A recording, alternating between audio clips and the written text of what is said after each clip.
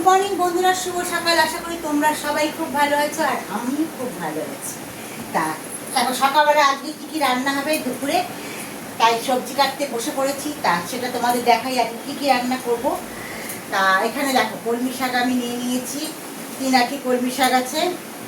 দেখো এই কলমিগুলো খুব সম্ভবত জলের কলমি শাক মনে হয়, লম্বা লম্বা বেশি দেখতে পাচ্ছি, বেশি ডাটাতেই বেশি, পাতার সংখ্যা কম।